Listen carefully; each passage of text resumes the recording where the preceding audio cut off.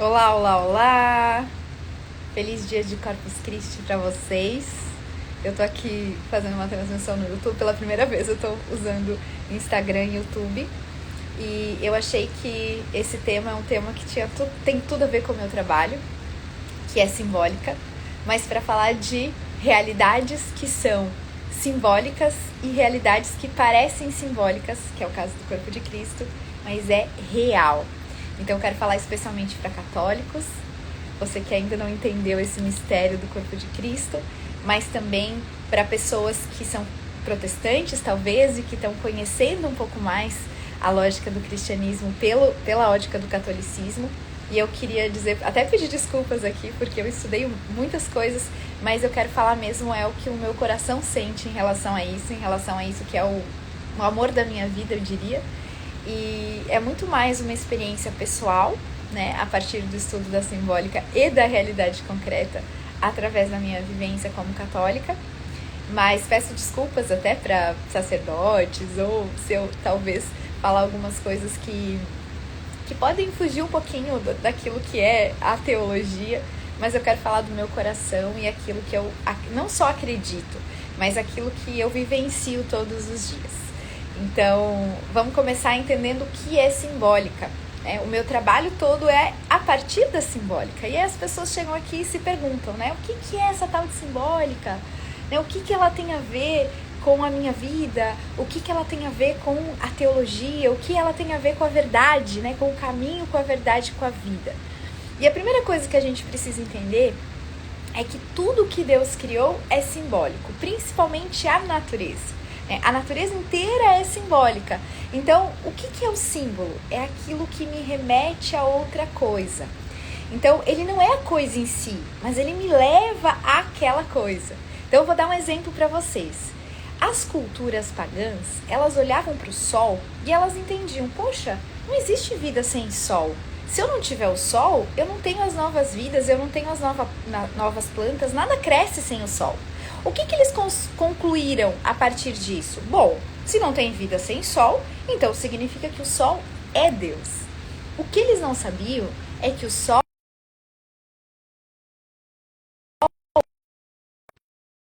Entrou uma ligação aqui. O sol é apenas um símbolo para Deus e não o próprio Deus. Eles achavam que era Deus, porque era a referência que eles tinham. Na verdade, o sol é simbólico, ou seja, ele é esse astro-rei que vai me lembrar que sem essa vida, né, sem ele não existe vida. Então ele é como se fosse um símbolo para aquele que é o próprio Criador. Mas é simbólico, essa realidade é simbólica. Só que vejam, parece real, parece que o sol é real e ele é apenas simbólico. Só que quando a gente vai para uma realidade concreta, como o corpo de Cristo, a gente pensa assim, poxa, é um pedacinho de pão, é só um pedacinho de pão, é um pouquinho de farinha misturada com água. No entanto, ali nós temos a própria verdade. Ali não é simbólico, não é uma realidade metafórica, não é uma metáfora, não é uma analogia, como a gente faz com a simbólica. Então, eu uso aqui o tempo todo para vocês, eu uso reflexões simbólicas, ou seja, eu uso analogias, eu uso metáforas para ensinar para vocês algumas verdades da nossa fé, verdades sobre a vida, verdades sobre tudo o que nos acontece. Mas hoje eu quero falar dessa realidade que ela parece simbólica, mas ela é a própria verdade. Então, às vezes, quando a gente olha, veja que isso é uma questão de fé, mas eu vou trazer aqui para vocês alguns argumentos como não é uma questão de fé. Como ultrapassa muito, e Deus quis que ultrapassasse, embora precise do nosso coração, precise da nossa fé. Porque é claro que quando eu olho para aquele pedacinho de pão, eu posso ficar até sem entender, né? Como assim ele poderia ter escolhido, quando a gente fala dos nossos amores, né? Quando a gente fala daquilo que a gente ama, geralmente aquilo que a gente ama é agradável aos nossos sentidos. Então, digamos que você ame o café. Aí você sente, hoje de manhã eu senti o cheirinho do café. Eu fiquei pensando, nossa, que apetitoso, que agradável. Eu preciso consumir esse café, eu preciso beber esse café para que eu fique feliz, para que, de alguma forma, o café vai se unir a mim, né? E aí, a gente ama aquilo que nos é apetecível, aquilo que nos é amável. E se a gente for olhar para outras coisas, pensa comigo como isso é real. Quando você, por exemplo, ama alguém, você quer estar junto com aquela pessoa é agradável, é amável, você quer estar junto com ela, você quer estar agarrada nela, você quer estar o tempo todo com ela. Quando existe, por exemplo, uma criança nasce, um bebê nasce, né? Eu estava lendo um livro do... Uma coisa muito interessante é que essa lógica do Fulton Sheen, ele dizia que é agradável, é amável, é atraente, né? Agrada, atrai. E aí quando a gente olha um bebê, não sei se vocês já passaram por essa experiência, a gente olha um bebê, a gente olha para as perninhas do bebê, para o corpinho do bebê e pensa assim, nossa, é um pãozinho, né? Dá vontade de morder, porque aquilo é agradável, é amável, de alguma forma aquilo é atraente para nós. E aí vem Cristo, e aí vem o nosso Deus, que é o próprio amor, que é a própria beleza, que é a própria bondade. E a gente olha para ele e o que acontece? Ele não é atraente aos nossos sentidos. A gente pensa, ele escolheu, isso sim é simbólico, ele escolheu se encarnar naquele que é o alimento mais simples que existe, que é a água e a farinha. Naquele que é a coisa mais simples e menos atraente mesmo aos nossos sentidos, né? Se a gente tiver na nossa frente um chocolate, se a gente tiver na nossa frente um café, se a gente tiver na nossa frente, sei lá, alguma coisa que seja mais agradável aos nossos sentidos, a gente vai para aquilo. Mas é ali, naquele pedacinho de pão, naquela coisa que não é atraente aos nossos sentidos, né? Que é tão trivial, é tão simples, que ele escolhe se encarnar. Então é na coisa que é menos atraente, mas ao mesmo tempo é aquilo que é o próprio amor, que é a própria beleza, que é a própria bondade. E isso já traz aqui o mistério, né, de Deus, que é justamente a lógica da nossa liberdade. A nossa liberdade para amá-lo.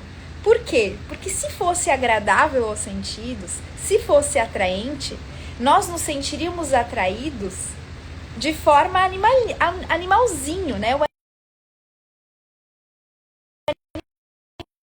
Se sente atraído pelas coisas gostosas, é o animalzinho que se sente atraído pelas coisas desejáveis aos sentidos. É esse animalzinho que se sente atraído.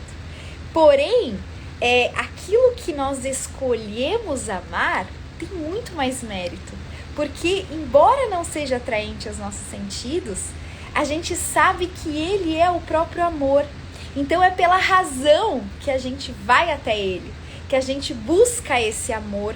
E através desse primeiro gesto nosso de dizer sim, eu quero amar porque você é o amor, a gente começa a sentir. Então às vezes a gente vai na igreja ou busca a religião pelo sentimento, a gente quer sentir como se a fé fosse um sentimento ou como se o amor fosse um sentimento. Mas esse primeiro amor, esse primeiro movimento, ele é um movimento da razão, ele é um movimento da vontade, que busca o bem e que sabe que o bem é o próprio Deus e que não tem nada, né? Quem como Deus, como disse São Miguel Arcanjo? Quem como Deus? E aí a gente faz esse movimento de dizer sim ao amor, né? De dizer sim, ainda que meu coração não sinta, ainda que eu não me sinta apaixonada como eu me sinto por uma pessoa, ainda que eu não me sinta apaixonada como eu me sinto pelo chocolate, ainda que eu não me sinta apaixonada como eu me sinto pelo café. E através desse gesto da minha vontade, da minha total liberdade, que poderia estar fazendo qualquer coisa, que poderia estar no mundo, que poderia estar saboreando outras coisas, que poderia estar buscando o prazer sensível, que poderia estar agradando ao meu corpo, eu digo sim para ele e para o plano que ele tem para mim. Eu digo sim e ao mesmo tempo digo não para outras coisas que o meu corpo quer muitas vezes. Eu digo não para aquilo que é fácil, eu digo não para aquilo que é atraente aos sentidos, mas que não vai me levar para o caminho de Deus. Eu digo não para essas coisas, embora o meu corpo sinta e esteja, entre aspas, apaixonado por essas coisas, atraído por essas coisas. E eu digo sim para aquilo que ele promete para mim. No início é uma promessa, é apenas uma promessa. Mas eu digo sim porque eu acredito, eu digo sim porque eu confio. E esse confiar, esse entregar, esse chegar para Deus e falar assim, Jesus, eu tô vendo um pedacinho de pão, eu só vejo um pedacinho de pão, mas se você me diz que tá aí, me ajuda a acreditar, me ajuda a ter fé, me ajuda a confiar. E muitas vezes é esse movimento que parece até bobo, né? Parece um movimento de uma criança. A criança pensa que, olha só como é interessante, a criança, ela confia, ela acredita, né? Muitas vezes no super-herói, ela acredita naquilo que é simbólico. No caso da criança, tudo isso é simbólico, né? Ela acredita no super-herói, ela acredita nas histórias mágicas, nas histórias místicas, etc. Ali parece um pouco isso, parece meio infantil a gente olhando para aquele corpo, para aquele pedacinho de pão, e acreditando e confiando que é o próprio corpo de Cristo, né? Parece meio bobo até, mas algo acontece dentro de nós. Algo que eu não sei explicar, que de fato é algo que é real, não é simbólico. Que o nosso coração, através desse gesto da nossa vontade, da nossa liberdade, começa a ser transformado. Então, a primeira coisa para um católico, ou até para um protestante, né, um protestante que não tem o corpo de Cristo, um evangélico que não tem o corpo de Cristo, é entender que aquilo ali é o gesto, né, é a obediência à última ceia. Hoje a gente vive uma extensão da Quinta-feira Santa, que foi a instituição da Eucaristia. É uma extensão, é um dia que a Igreja Católica escolheu, que é dedicado ao corpo de Cristo. Mas todos os sacerdotes, eles fazem aquele gesto que o próprio Cristo fez naquela última ceia. Quando ele diz, isto é o meu corpo, isto e eu vos deixo, né? Eu vos dou ou seja, ele diz que é o corpo de Cristo. Ele não diz, lembrem de mim quando fizerem esse gesto. Ele não diz, façam como se fosse eu, né? Ele não fala isso. Ele fala, isto é o meu corpo. Fazer isto em memória de mim. É para a memória? Sim, mas ele fala, isto é o meu corpo. Então não é uma metáfora, não é uma analogia, é o próprio corpo de Cristo. E durante muito tempo, até dentro da igreja, se teve algumas heresias, né? Algumas heresias de sacerdotes que duvidavam, né? Que se sentiam meio bobos ali, né? Fazendo a imposição das mãos, porque na verdade aquele gesto do sacerdote é um gesto que é a imitação de Cristo naquele momento, mas é o próprio Espírito Santo que vem, né? E que transforma, que é a transubstanciação. É um pedacinho de corpo, de pão, e é o vinho que se transforma em corpo e sangue de Cristo, reais e não simbólicos. E muitos sacerdotes duvidaram disso. E o que aconteceu com muitos desses sacerdotes? Milagres eucarísticos. Se você é católico, você precisa pesquisar sobre os milagres eucarísticos. O que a gente chama de milagre, o que a própria igreja chama de milagre, é algo que a ciência não consegue explicar. Ou seja, chama cientista, chama médico, chama cientista da NASA, chama todos os tipos de cientistas, inclusive a igreja faz questão muitas vezes que sejam ateus, que não estejam vinculados à fé, que não vão avaliar do ponto de vista da fé. E o que aconteceu nesse momento que aquele sacerdote duvidou? Deus, que não precisava disso, porque isso é um mistério da fé, ele não precisava ter feito isso, ele transformou aquele pequeno pedaço de pão em um pedaço de carne.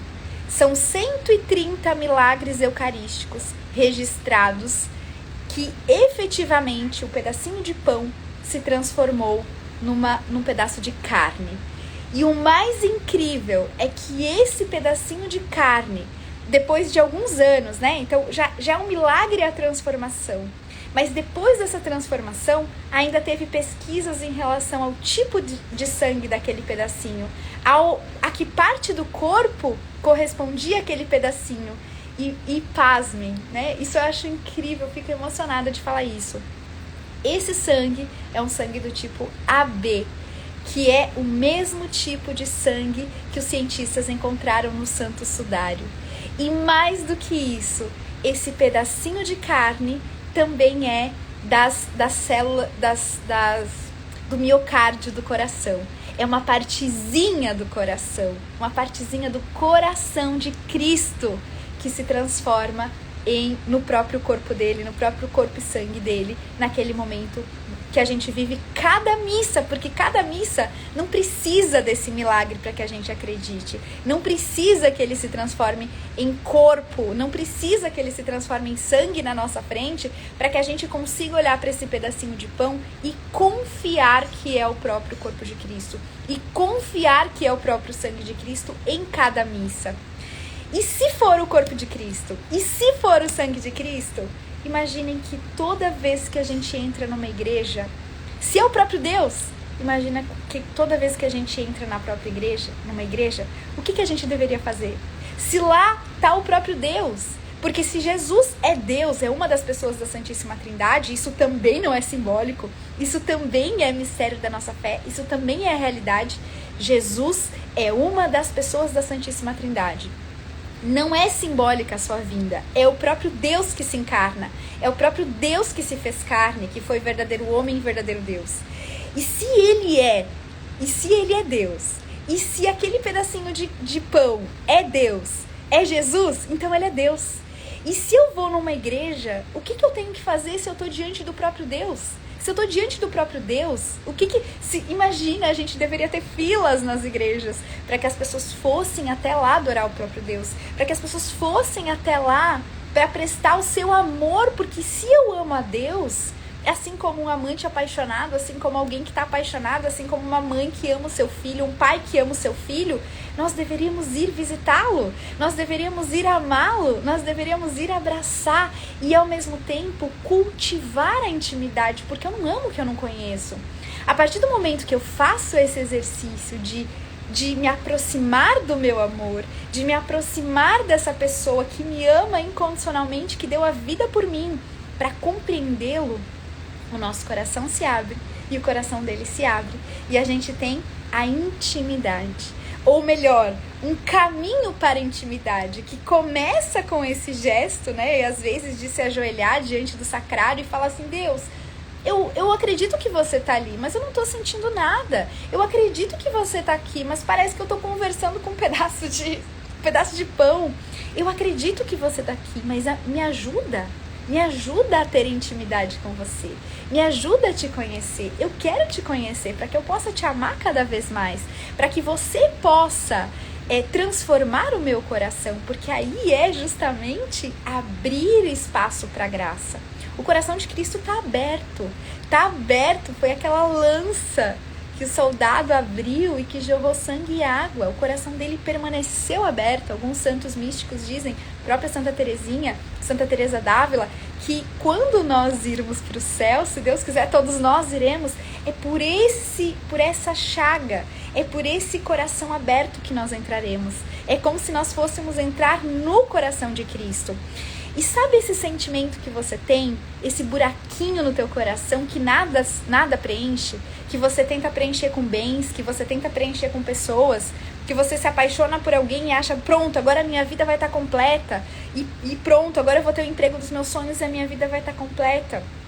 Fulton Sheen dizia que esse pedacinho do coração, do teu coração que falta, é no abraço com Cristo que ele vai ser preenchido. É como se Cristo tivesse esse pedacinho do nosso coração e quando a gente fosse abraçar ele um dia, pela eternidade, é ele que vai preencher. Mas nós temos a oportunidade, ele quis isso, de estar conosco desde agora, de ficar conosco, de permanecer conosco, de não estar simplesmente no céu como muitas religiões acreditam. Ele está no céu, sim, mas um pedacinho do coração dele ficou aqui, mas um pedacinho do coração dele ficou em cada sacrário, um pedacinho do coração dele ficou em cada sacerdote que tem o desafio de todos os dias fazer essa renovação do mistério, de transformar um pedacinho de pão no próprio corpo e sangue de Cristo.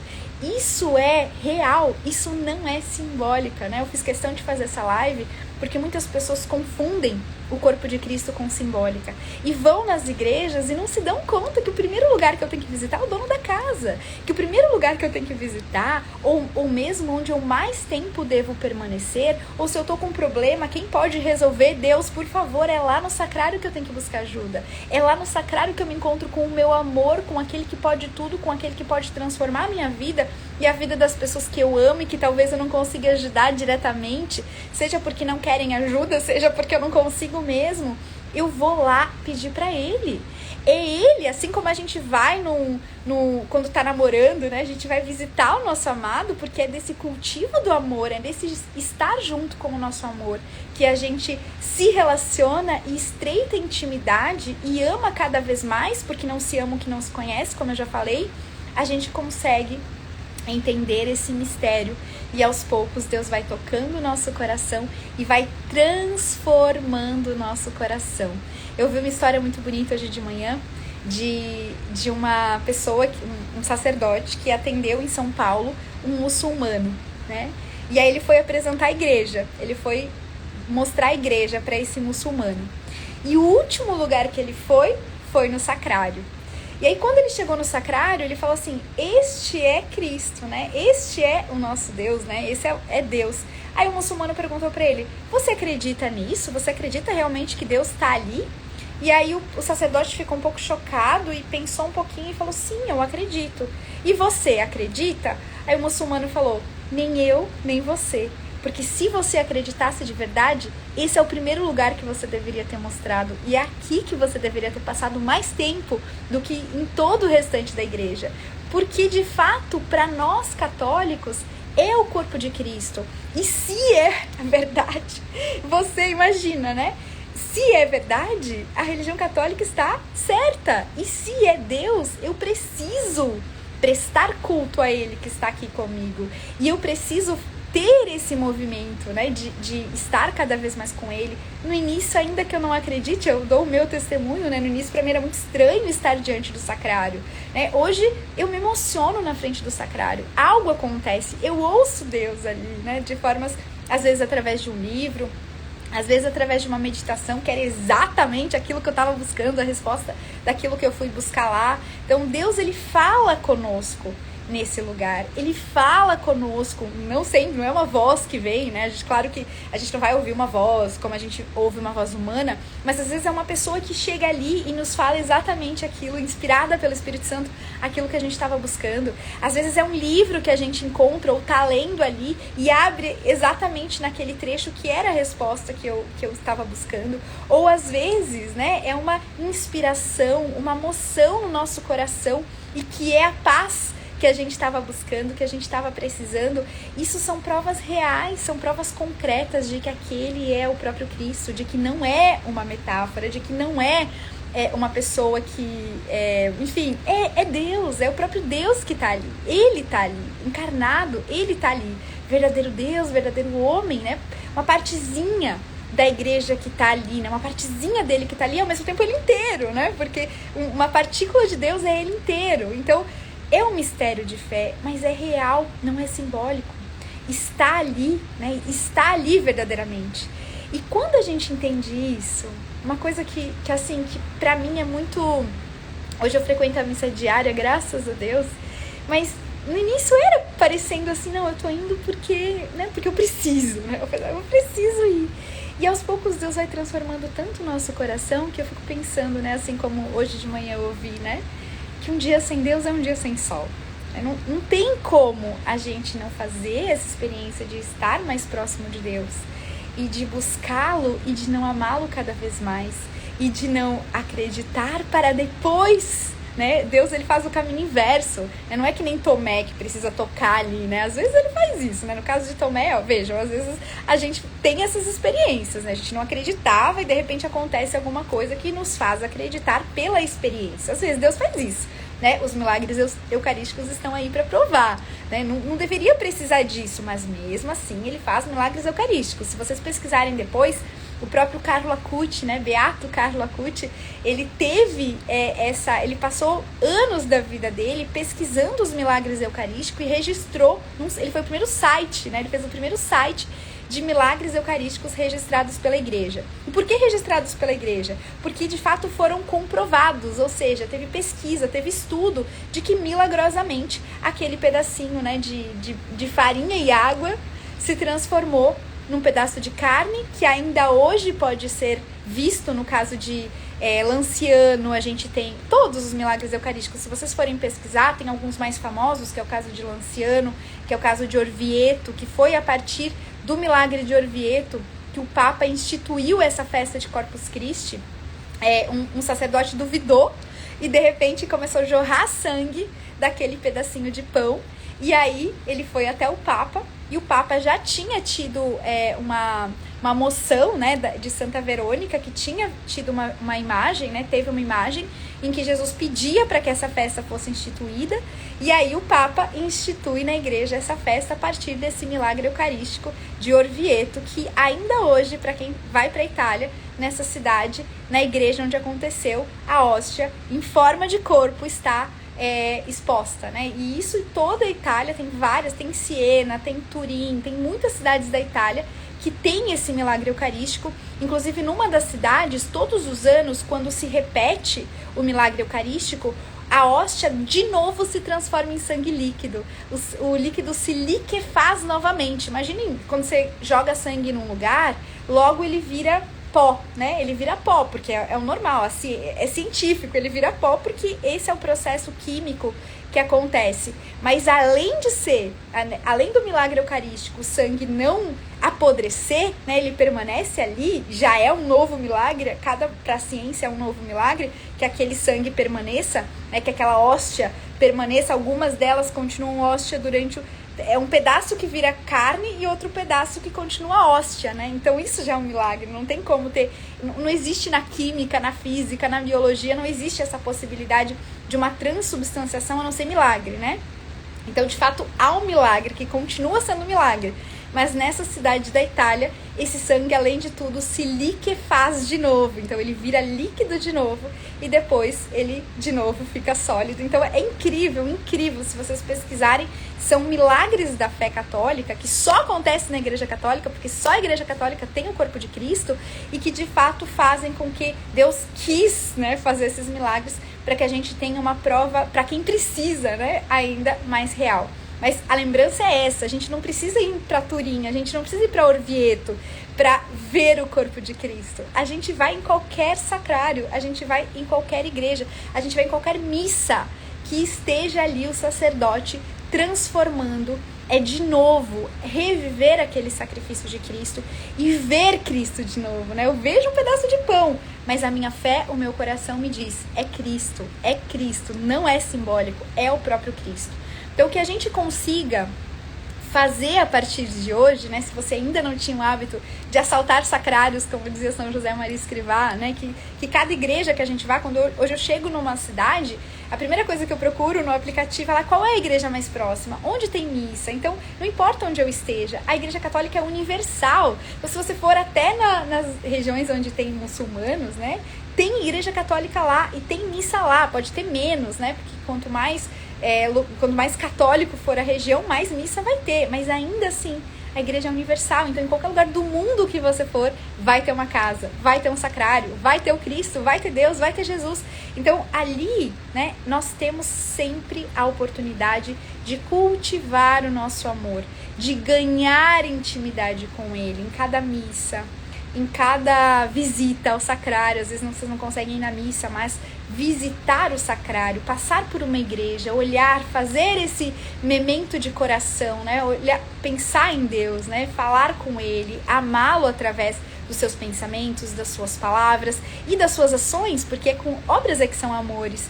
Então, ir no sacrário, visitar Jesus, assim como a gente visitaria um namorado, assim como a gente visitaria um filho, assim como a gente visitaria uma pessoa que a gente ama, mas se ali é o próprio Deus, se ali é o próprio amor, e mais, se é a fonte do amor, ou seja, eu não consigo amar sozinha, eu não consigo amar por mim mesma, é como se a gente tivesse sido fruto do amor, né? Nós somos frutos do Espírito Santo, então nós somos frutos do amor, nós somos criaturas de Deus, mas para que a gente se encha de novo desse amor, a gente precisa estar com a torneirinha ligada, a gente precisa estar com o coração aberto.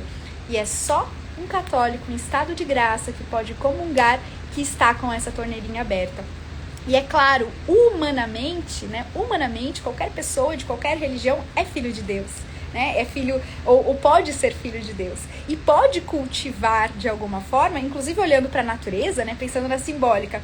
Deus deixou na natureza a verdade. Então eu olho para a natureza e eu consigo ver Deus. Eu consigo ver essa criatura de Deus, essa criação de Deus maravilhosa e penso assim, nossa, Só um ser maravilhoso, só um ser fenomenal teria criado tudo isso. Então eu consigo olhar para o sol, ou eu consigo olhar, as culturas pagãs fizeram isso, olhavam para a natureza e simbolicamente chegavam a Deus. Porque de fato não tem como eu não olhar para a natureza, mesmo ainda que eu não seja católico, e pensar, nossa, essa criação só pode ser obra de um Criador maravilhoso, de um ser muito maior que eu, né? Hoje o padre falava, nós nos fundimos com Deus, né? Deus, a gente come Deus, assim como eu comentei antes, né? A gente tem vontade de comer aquilo que a gente ama, né? A gente se sente atraído pelas coisas belas e quer comer aquelas coisas, mesmo os esposos, né? Quando eles casam, é uma união, é uma fusão, assim como a gente deve fazer também com o próprio Cristo, né? A gente quer comê-lo, né? Ele quis ser comida para que a gente pudesse se fundir a Ele, para que tivesse coração com coração, essa experiência de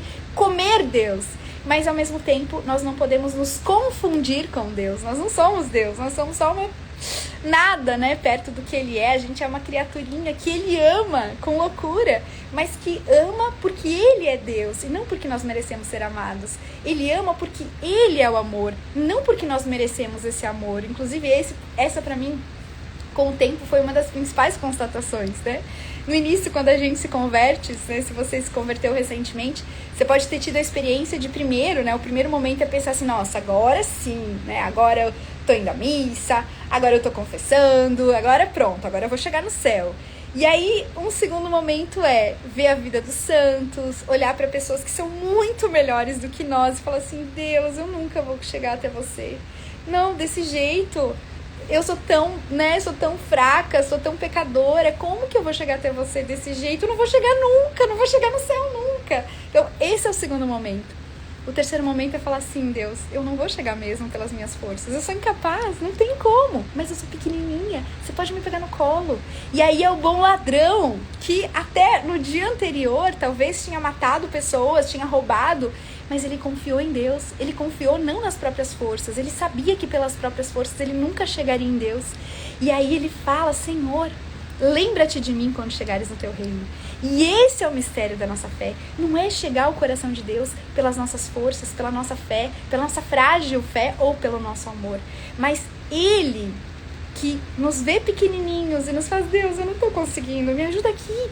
E essa pequenez, essa humildade que o nosso coração precisa para chegar a Deus é que faz com que ele, sim, uma criança pequena, Deus pega no colo e cuida, né? Um pai, né? Vamos pensar a lógica do pai e da mãe. A criança pequena precisa ser cuidado, o adulto não. O adulto, ele, nossa, eu sou capaz, eu consigo. E o adulto não precisa ser cuidado, mas a criança pequena, sim. Então, se nós nos fizermos como crianças perante Deus, aquela criança que consegue olhar para o sacrário e falar assim, Deus, ser sincera com Ele, né? Ser sincera com Deus, me ajuda a confiar em você. Até para te amar eu preciso de você. Até para ter fé eu preciso de você. E sim, é verdade. Até para amá-lo a gente precisa dele. Porque, de fato, pelas nossas forças nós não somos capazes. Mas esse é o mistério da nossa fé. Esse é o movimento que a única coisa que Deus precisa é a nossa vontade, o nosso querer sincero, né? Como um avarento quer o seu ouro, a gente precisa querer Deus. A gente precisa querer estar próximos de Deus e não contando com as nossas forças. Então, cuidado com o sentimento de humilhação que pode vir, que eu sou incapaz, eu não consigo. O perfeccionismo espiritual, o caminho de perfeição não é perfeccionista, porque nós precisamos de Deus. E às vezes Deus não muda alguma coisa que a gente está lutando, justamente porque a gente ficaria soberbo. Então, amar Deus, tratar Deus, cuidar de Deus, para que daí, aos poucos, Ele consiga transformar o nosso coração cada vez mais. Então, finalizando essa live, o corpo de Cristo não é simbólico, ele é real. Há realidades que parecem reais e são simbólicas, que é o caso de toda a natureza. Mas no caso do corpo de Cristo, é o próprio Cristo e faça essa experiência. Se você ainda, mesmo que seja católico, muitas vezes é um processo até realmente olhar para o sacrário e ver Cristo, passar numa igreja e pensar, nossa, Deus está aí, eu tenho que ir até Ele, né? É Deus, quem pode me ajudar, quem pode me salvar? Deus, só Deus. Então, que a gente faça essa experiência, né, de aproveitar esse dia, de aproveitar esse momento que é próprio, que é propício, para que a gente consiga entender o que é Cristo, né? Aliás, o que é o corpo de Cristo e como Deus, na sua perfeição, na sua grandeza, resolveu ficar tão pequenininho. Não porque... Ele continua sendo Deus, mesmo sendo pequenininho, mesmo estando ali na hóstia. mas para nos mostrar o nosso lugar, para nos mostrar o quanto Ele nos ama, apesar de nós não merecermos, apesar de nós realmente sermos pequenos e muitas vezes nos acharmos grandes, mas nós somos pequenininhos, né? Um grão de areia num imenso oceano, é isso que nós somos. Mas ainda assim, Ele escolheu ser pequeno para me mostrar o meu tamanho, mas para que eu possa entender que através dEle, que através da graça dEle, Ele pode me elevar, Ele pode me divinizar. Olha que lindo, gente! Nós somos humanos, nós sempre vamos ser humanos, nós temos que nos fundir a Deus e não nos confundir a Deus, mas através da graça dEle, através dessa encarnação, desse mistério da encarnação, Ele nos diviniza. E a gente olha para a vida dos santos, né? Lindo ver que não era a pessoa, como São Paulo disse, não sou eu que vivo, é Cristo que vive em mim. A gente olha para essas pessoas que já estão num caminho de santidade mais longo, né? Já estão há mais tempo, ou então que Deus transformou, muitas vezes não é o tempo, né? É a transformação que Deus faz no coração delas, e a gente olha e fala assim, como que ela pode ser tão boa? Como que ela pode ser tão bela e verdadeira? É Deus, é a graça de Deus. E aí a gente vê que não é a pessoa, não é o mérito dela, é Deus através dela. Ele tem a capacidade de nos elevar, Ele quer nos elevar, Ele quer nos divinizar. Através dessa encarnação, desse alimento que a gente come, que a gente pode comer todos os dias, né? A gente se torna um pouquinho Deus. A gente vai bebendo café e se tornando café. A gente vai comendo Deus. A gente vai saboreando Deus.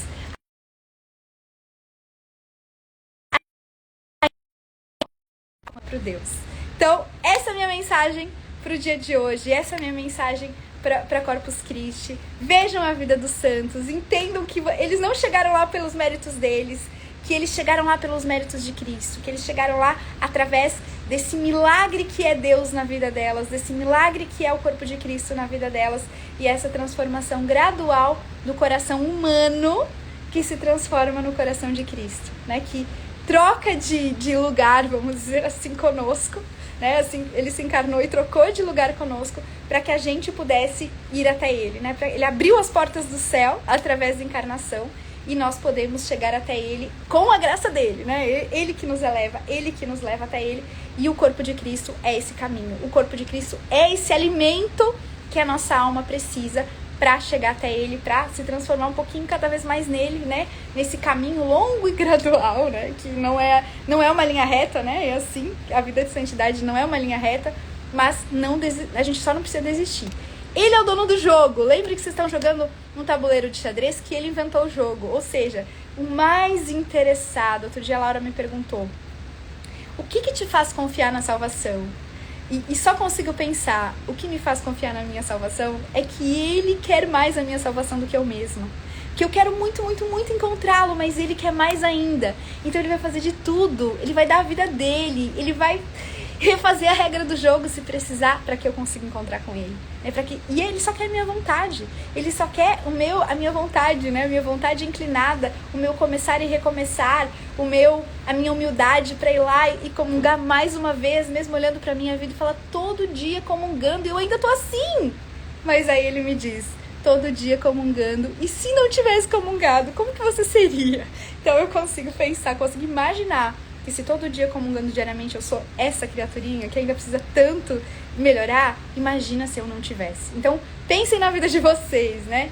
Se encontrem cada vez mais com Cristo, façam essa experiência. Claro que nem todo mundo precisa ir na missa todos os dias, até porque nem todo mundo consegue isso, mas na medida do possível, vão uma vez, pelo menos no domingo, se puderem ir mais de uma vez, porque de fato Deus transforma o nosso coração e transforma de um jeito que a gente não consegue mais olhar. A Jéssica de 20 anos atrás, eu não consigo nem imaginar, porque de fato é só Deus que explica a transformação do nosso coração. Então, um beijo, tenham um ótimo dia de Corpus Christi, meditem, mandem essa live aqui para as pessoas católicas ou não que vocês conhecem, porque é o meu presente para vocês e é com muito, muito, muito carinho, para demonstrar um pouquinho, né, do amor que eu sinto por Deus, um pouquinho do amor que eu sinto pela Eucaristia e o que ela já fez por mim, né, e o que Deus fez por mim, porque a Eucaristia é o próprio Deus, assim como eu faço questão de repetir, porque é o que eu acredito, é o que eu confio, mas mais que isso, é o que eu sei que é, né, no sentido de confiar, de fé,